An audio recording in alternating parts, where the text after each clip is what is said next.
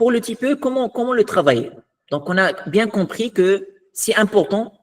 Je dois le travailler forcément, c'est obligatoire. On n'a pas le choix. Et on a dit qu'il faut le commencer très tôt. Commencer à choisir le sujet, à faire, bien sûr, fixer la problématique et avancer. Alors, comment je peux le commencer? Ou bien, quelles sont les étapes à suivre? Alors, pour bien sûr, ce projet-là, ce qu'il faut comprendre, que déjà, pour le projet type E, donc, comme je dis, c'est un projet scientifique qui contient des éléments que vous allez rédiger, soit la M-code, soit le DOT, soit la présentation finale, le support, et à la fin, ça va être clôturé avec une présentation orale devant le jury. Okay? C'est une épreuve orale devant le jury, bien sûr, que vous devez, s'il se lance, on va dire. Donc, c'est ça, en général, le type E. Donc, le type E, il est fixé par un thème. Donc, par exemple, l'année précédente, 2025, donc, c'était transformation, transition, conversion. Cette année, c'est cycle et boucle. OK? Donc, vous avez le thème de l'année, cycle, boucle. Donc, ce projet-là, type E, il est fixé par un thème. Déjà, ce type E, c'est l'abréviation de travaux d'initiative personnelle encadrés. OK? Donc, vous devez choisir un sujet, mais ce sujet-là, il est, on va dire, cadré par un thème. Il ne faut pas, c'est-à-dire, parfois les étudiants me contactent, ou bien nous contactent pour nous demander est-ce que ce sujet-là, ça fait partie du thème? Est-ce que c'est un sujet intéressant? Est-ce que je peux travailler sur ce sujet-là? En fait, cette question-là, on va dire, on ne peut pas y répondre comme ça directement, mais il y a des critères à vérifier. Donc, je peux vous donner 100 sujets maintenant, des titres intéressants, etc. Mais il se peut que 90%, c'est des sujets soit, on va dire en général, non réussis, des sujets qui ne vont pas être des sujets intéressants pour le projet type E. Donc, ce n'est pas juste le titre, mais il y a des critères. Donc, j'ai dernièrement fait un webinaire pour les étudiants inscrits à la formation 2026 et nous avons détaillé ça. Maintenant, dans ce webinaire, bien sûr, je vais vous donner quelques éléments à prendre en considération. Sinon, pour les détails, voilà, donc nous avons traité ça, comme j'ai dit dans le webinaire que nous avons déjà organisé. Alors, comme j'ai dit, vous avez ce thème-là. Il faut essayer de chercher un sujet qui soit ancré dans le thème. Mais, voilà. Bien sûr, il faut étudier ce sujet-là. Est-ce que c'est un sujet qui est faisable? Est-ce qu'il contient, bien sûr, on va dire, est-ce qu'il contient une documentation scientifique? D'accord? Et puis, il faut avancer dans la suite, c'est-à-dire voir tout ce qui est, on va dire, tout ce qui est, bien sûr, partie théorique et simulation numérique, tout ce qui est maths, tout ce qui est modélisation, etc., les calculs, la simulation numérique, tout ce qui est expérimental, ça, on parle en général de la valeur ajoutée. OK? Et puis, à la fin, on va clôturer le projet avec des conclusions. Donc, j'y reviendrai, Inch'Allah. Alors, nous avons préparé un document qui contient, on va dire, la structure de la présentation finale que nous avons déjà partagée avec les étudiants. Alors, pour bien sûr, je vous recommande de voir des exemples de présentation. Mais sinon, pour la présentation de l'épreuve type E, donc vous avez déjà ce qu'on appelle la page de garde, ou bien le cover, qui contient des informations personnelles avec, bien sûr, le titre du sujet. Vous avez le sommaire. Et puis, dans le premier axe, c'est un axe introductif, c'est de l'introduction. Ça va contenir de la motivation, pourquoi vous avez choisi ce sujet, l'ancrage, quelle est la relation de ce sujet avec le thème, et puis vous allez rappeler votre problématique et vos objectifs. Puis un deuxième axe sur on va dire les généralités sur le sujet, tout ce qui est définition, fonctionnement des systèmes, etc. Un troisième axe, c'est la partie théorique. Vous avez des prépas scientifiques, MP, PSI, TSI, et donc il faut mettre une partie théorique obligatoirement. De la modélisation, des équations mathématiques, des lois physiques, des formules, etc. Très important de faire une partie théorique. Puis après, vous allez utiliser l'outil informatique. Quatrième axe, c'est la simulation numérique. Soit un code Python, soit un logiciel, soit une programmation MATLAB, Scilab, etc. D'accord? C'est recommandé d'utiliser l'outil informatique pour votre projet. Et puis, si le sujet le permet, bien sûr, eh bien, vous devez faire une expérience. Le volet expérimental, il est très valorisé.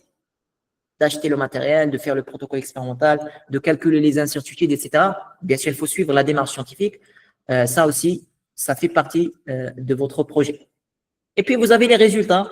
Il faut bien sûr on va dire, rappeler les résultats que vous avez obtenus et les analyser, bien sûr, pour sortir avec des comparaisons, des recommandations, de la confrontation entre les différents résultats.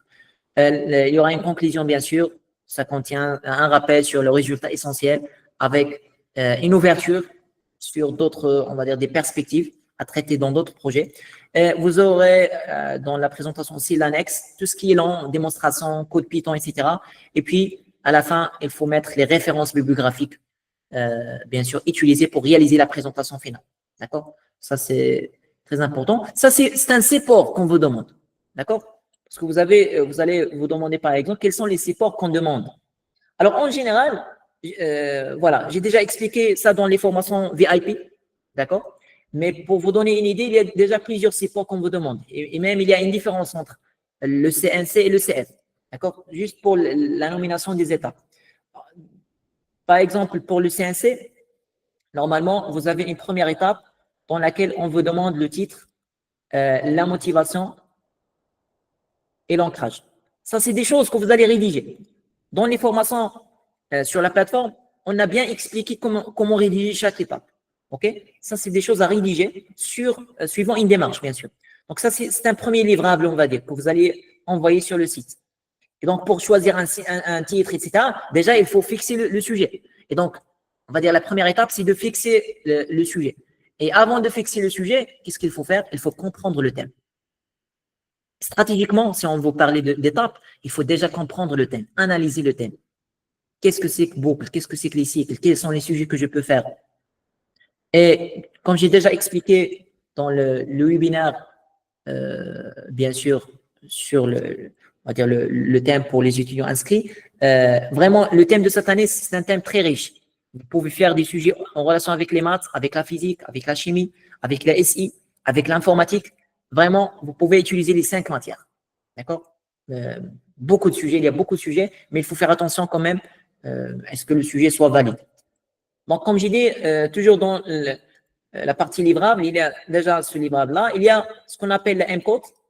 Donc, c'est une partie que j'ai déjà expliquée dans d'autres vidéos sur Internet.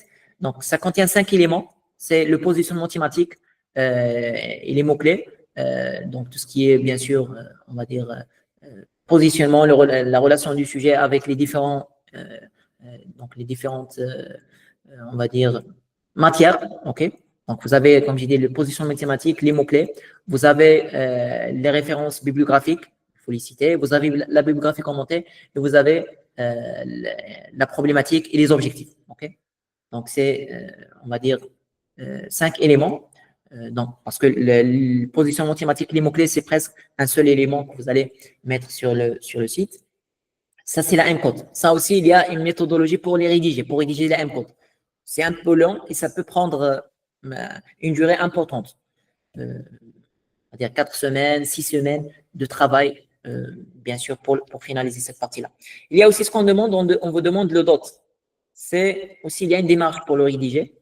Donc, pour ce webinaire-là, ce n'est pas l'objectif de détailler chaque partie parce que ça demande beaucoup de temps, mais c'est juste vous donner déjà le plan stratégique, et une vision déjà globale.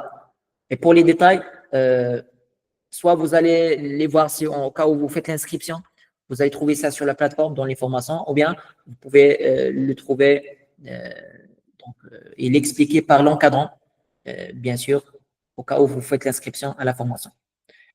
Alors ça, c'est pour la partie d'autres. Vous avez aussi un autre support, bien ce qu'on demande comme support, c'est, on va dire, le support de présentation.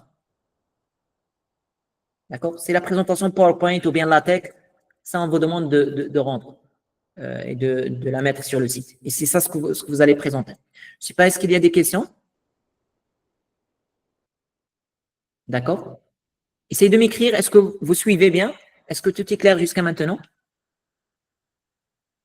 Juste, essayez d'écrire oui sur la partie chat. Parfait, oui, oui, parfait. Donc, c'est parfait. Donc, vous suivez bien, ça marche. Donc, je vais juste essayer de vous donner l'essentiel, le maximum d'informations, et puis je prendrai vos questions, Inch'Allah, pour voilà, clôturer le webinaire. Voilà, donc ça, c'est, on va dire, ce qu'on vous demande comme livrable. Donc, essayez de... donc, ça vous montre l'idée que je viens de dire que c'est un projet complexe quand même. Donc, c'est plusieurs étapes, plusieurs livrables. Et chaque livrable, ça demande beaucoup de temps pour le réaliser. Ça demande beaucoup de lecture, beaucoup de recherche scientifique. D'accord?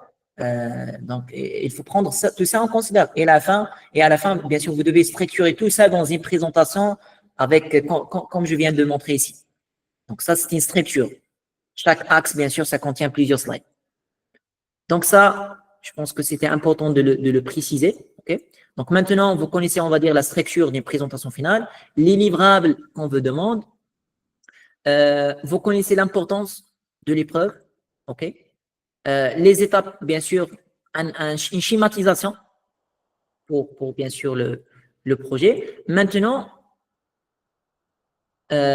il me reste une dernière étape sur laquelle je vais parler. La société Unschool, c'est une société, on va dire, qui est spécialisée principalement dans le système des classes préparatoires. On fait autre chose dans le domaine de l'éducation, mais notre mission principale, c'est les classes préparatoires scientifiques et aussi économiques, c'est-à-dire les filières, bien sûr, MP, PSI, TSI, SUP/SP et aussi pour les filières ECS, ECT. Principalement, on propose des services, ça tourne autour des cours de soutien dans différentes matières et aussi on propose des encadrements pour des projets comme le TPE par exemple. On a à peu près 6 ans d'expérience. Jusqu'à maintenant, donc, nous avons aidé plus de 1500 étudiants et étudiantes en classe préparatoire dans les différentes filières. Actuellement, nous sommes numéro 1, la société numéro 1 au Maroc pour tout ce qui est service de cours de soutien en ligne surtout. On travaille aussi à l'international, donc nous avons une présence à l'international. Donc nous avons des étudiants en France, aussi en Tunisie, en Mauritanie, dans quelques pays africains. Et aussi, on essaye de développer même la société pour être, pourquoi pas, Inch'Allah, numéro 1 même à l'international dans tout ce qui est cours de soutien et tout ce qui est e-learning. D'ailleurs, nous avons une plateforme e-learning spécialisée pour ces cours-là. Et Inch'Allah, on fait aussi d'autres services comme les webinaires, comme des mini-formations gratuites, on va dire des sessions d'orientation des étudiants. Ça fait partie de notre mission, de notre objectif principal d'aider au maximum les étudiants pour bien sûr avancer et réussir leur concours. Donc, nous avons aidé des centaines d'étudiants pour réussir les concours, que ce soit au Maroc ou bien aussi en France. Nous sommes actuellement une trentaine de collaborateurs. Ça englobe des ingénieurs, des spécialistes dans différents domaines et aussi ça englobe aussi des profs agrégés dans différentes matières, que ce soit pour les prépas scientifiques et aussi pour les prépas économiques ECS, ECT.